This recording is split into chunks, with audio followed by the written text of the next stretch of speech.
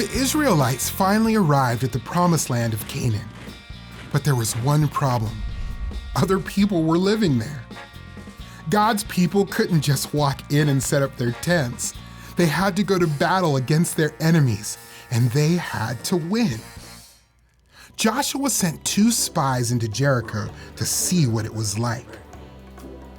The spies stayed at the house of a woman named Rahab. Rahab had heard about God and believed in him. She wanted to help his people. When the king of Jericho was looking for the spies, she hid the men on her roof.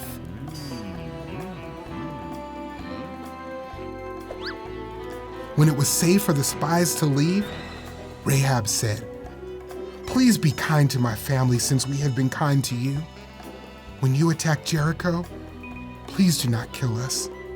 So the spies promised to keep Rahab and her family safe, and they left Jericho.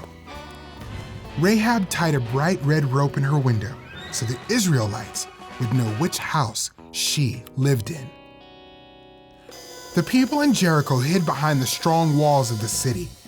God told Joshua he would conquer Jericho.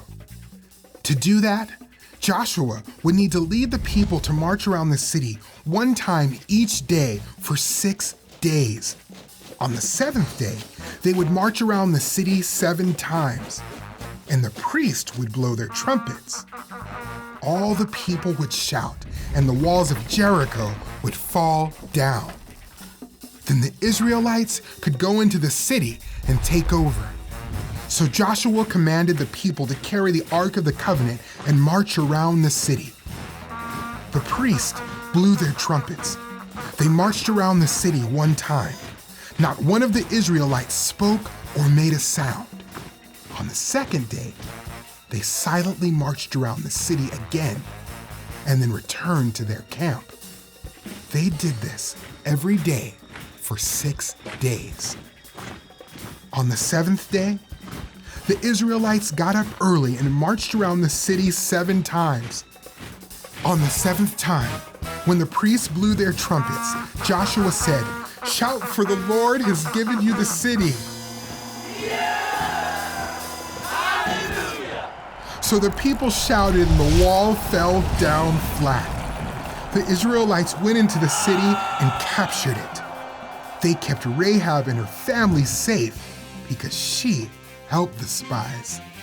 God was with Joshua, and everyone in the land knew of Joshua and what he had done.